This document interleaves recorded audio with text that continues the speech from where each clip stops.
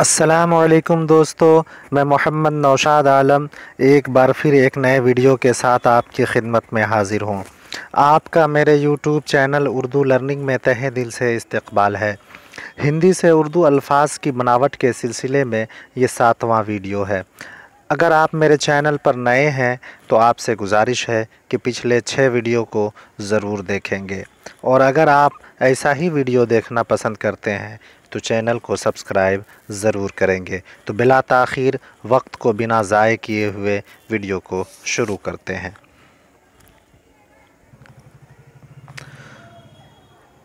दोस्तों, ये सारे अल्फाज जो इसमें दिए गए हैं ये भी अखबारात से ही मुताल्लिक़ हैं। तो आइए दोस्तों, हर एक लफ्ज़ का उर्दू ट्रांसलेशन देखते हैं।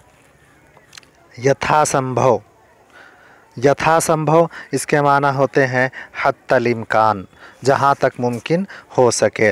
अगला लफ्ज़ है निषेधाज्ञा, निषेधाज्ञा, निषेधाज्ञा जिसे उर्दू में कर्फ्यू कहा जाता है। क्या कहा जाता है दोस्तों? उर्दू में कर्फ्यू कहा जाता है। अगला लफ्ज़ है अभिनय, अभिनय को उर्दू में अदाकारी कहते हैं। क्या कहते हैं दोस्तों? अदाकारी कहते हैं। अगला लफ्ज़ है अभियंता, अभियंता को उर्दू में इंजीनियर कहा जाता है। क्या कहा जाता है दोस्तों? इंजीनियर कहा जाता है। इसी तरह अधिवक्ता, अधिवक्ता को उर्दू में वकील कहते हैं। क्या कहते हैं दोस्तों? वकील कहते हैं। संग्रह करना, संग्रह करना यानी जमा करना। क्या कहते हैं दोस्तों? जमा करना। अगला लफ्ज़ है संग्रहालय, अगला लफ्ज़ है संग्रहालय, संग्रहालय मतलब हुआ म्यूज़ियम। क्या बोलते हैं दोस्तों? म्यूज़ियम। अगला लफ्ज़ है उत्तरी ध्रुव, जिसे उर्दू में शुमाली कुतुब कहा जाता है। दक्षिणी ध्रुव, जिसे उर्दू में जुनूबी कुतुब कहते हैं। अगला लफ्ज़ है ग्रह, अगला लफ्ज़ है ग्रह सही इसका उच्चारण है ग्रह, ग्रह को उर्दू में सैयारा कहा जाता है। अगला लफ्ज़ है जलवायु परिवर्तन, जलवायु परिवर्तन जिसे उर्दू में कहा जाता है मौसमियाती तब्दीली। क्या कहा जाता है दोस्तों? मौसमियाती तब्दीली। अगला लफ्ज़ है कन, जिसे उर्दू में ज़र्रा कहा जाता है। क्या कहा जाता है दोस्तों? ज़र्रा कहा जाता है। इसी तरह अगला लफ्ज़ है सलाहकार। क्या है दोस्तों? सलाहकार, जिसे उर्दू में मुशीर कहा जाता है।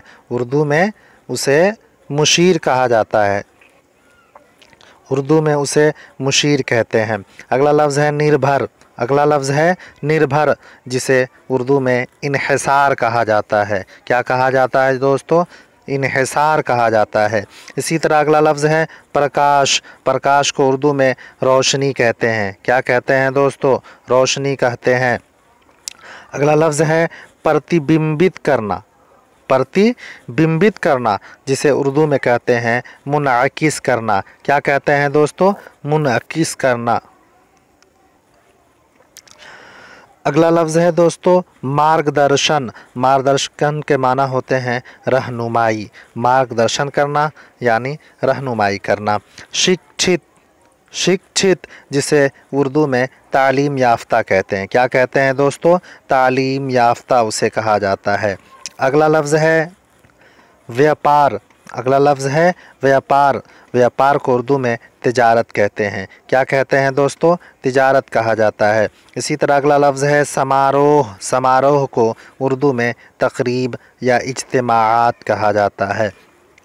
इसी तरह एक लफ्ज़ है सामुदायिक केंद्र, सामुदायिक केंद्र को कम्युनिटी मरकज़ कहते हैं। क्या कहते हैं दोस्तों? कम्युनिटी मरकज़ कहते हैं। इसी तरह सर्वविदित, जिसे उर्दू में सबको मालूम हो, सर्वविदित का मतलब होता है उर्दू में सबको मालूम हो। इसी तरह अगला लफ्ज़ है सत्ताधारी, सत्ताधारी को उर्दू में बरसरे इक़्तिदार कहा जाता है। क्या कहा जाता है दोस्तों? बरसरे इक़्तिदार। इसी तरह अगला लफ्ज़ है ग्रामीण विकास विभाग, ग्रामीण विकास विभाग, जिसे उर्दू में महकमे दिही तरक्की कहा जाता है, महकमे दिही तरक्की कहा जाता है। अगला लफ्ज़ है दोस्तों आंतरिक, अगला लफ्ज़ है आंतरिक, आंतरिक को उर्दू में अंदरूनी कहते हैं। क्या कहते हैं दोस्तों? अंदरूनी कहा जाता है। इसी तरह अगला लफ्ज़ है व्याख्या। व्याख्या को उर्दू में वजाहत कहते हैं। क्या कहते हैं दोस्तों? वजाहत कहा जाता है। इसी तरह अगला लफ्ज़ है संपर्क। संपर्क को उर्दू में राबता कहते हैं। क्या कहते हैं दोस्तों? राबता कहा जाता है। इसी तरह अगला लफ्ज़ है विश्लेषक। विश्लेषक को उर्दू में तज्ज़ियाकार या तज्ज़िया निगार दोनों लफ्ज़ बोले जाते हैं। इसी तरह अगला लफ्ज़ है पुष्टि करना। पुष्टि करना को उर्दू में कहते हैं तस्दीक करना। क्या करना? तस्दीक करना। अगला लफ्ज़ है दोस्तों चर्चा। चर्चा को उर्दू में कहते हैं तबादला ख़याल। क्या कहते हैं दोस्तों? तबादला ख़याल कहा जाता है। अगला लफ्ज़ है सूत्रों। ये लफ्ज़ सुने होंगे सूत्रों के हवाले से, यानी ज़राए के हवाले से। इसी तरह है अगला लफ्ज़ अस्थिर। अस्थिर को बोलते हैं गैर मुस्तहकम और स्थिर को बोलते हैं मुस्तहकम। इसी तरह अगला लफ्ज़ है हस्तक्षेप। हस्तक्षेप को मुदाखलत बोला जाता है। क्या बोलते हैं दोस्तों? मुदाखलत बोलते हैं। इसी तरह है उद्धृत, यानी हवाला दिया गया। उद्धृत किया गया यानी हवाला दिया गया। इसी तरह अगला लफ्ज़ है पावन। पावन को कहा जाता है मुक़द्दस। पावन महीना, मुक़द्दस महीना। छवि, छवि के माना होते हैं शबीह के। क्या होते हैं दोस्तों? शबीह को हिंदी में छवि कहा जाता है। अगला लफ्ज़ है थर्ड फ्रंट। अगला लफ्ज़ है थर्ड फ्रंट, जिसे उर्दू में तीसरा महाज कहा जाता है। क्या कहते हैं दोस्तों? तीसरा महाज। इसी तरह एक लफ्ज़ है समकालीन। समकालीन के मतलब होते हैं हम असर, हम ज़माना। इसी तरह प्रमुख। प्रमुख को बोलते हैं नुमायाँ। नुमायाँ को प्रमुख बोला जाता है। तालमेल। तालमेल को उर्दू में मुताबकत बोलते हैं। क्या बोलते हैं दोस्तों? मुताबकत बोला जाता है।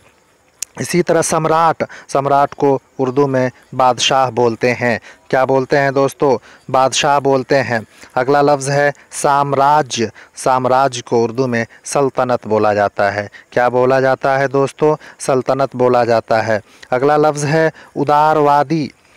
अगला लफ्ज़ है उदारवादी। उदारवादी को उर्दू में इत्तेदाल पसंद बोलते हैं। क्या बोलते हैं दोस्तों? इत्तेदाल पसंद।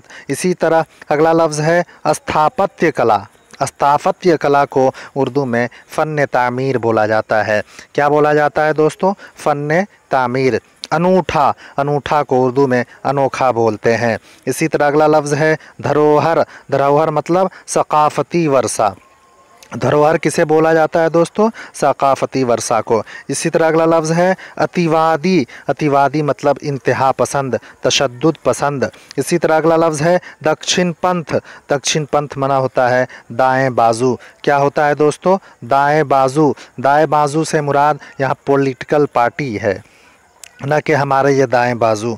इसी तरह अगला लफ्ज़ है अस्तित्व। अस्तित्व के माना होते हैं वजूद के। क्या होते हैं दोस्तों? अस्तित्व के माना होते हैं वजूद। अगला लफ्ज़ है संघर्ष। संघर्ष का माना होता है कोशिश करना, जद्दोजहद करना। इसी तरह आखिरी लफ्ज़ और 50वां लफ्ज़ है आशय। आशय का मतलब होता है दोस्तों मकसद, मुद्दा, मतलब। क्या होता है दोस्तों? मकसद, मुद्दा और मतलब। ये 50 अल्फाज थे दोस्तों, जो कि हिंदी से उर्दू में इसको कन्वर्ट किए गए हैं। ये सारे अल्फाज बहुत ही महत्वपूर्ण और अहम हैं और सहायक उर्दू अनुवादक के लिए बहुत ही अहम रहने वाले हैं। अगर दोस्तों ये वीडियो पसंद आया तो कमेंट करके हमें ज़रूर बताइएगा और अगले वीडियो का ज़रूर इंतज़ार कीजिएगा। 10 वीडियो डालने के बाद जो तकरीबन आपके पास 500 अल्फाज का ज़ख़ीरा हो जाएगा, तो उसके बाद मॉक टेस्ट हम लेंगे। तो दोस्तों अगले वीडियो का ज़रूर इंतज़ार कीजिएगा। तब तक के लिए खुदा हाफिज़।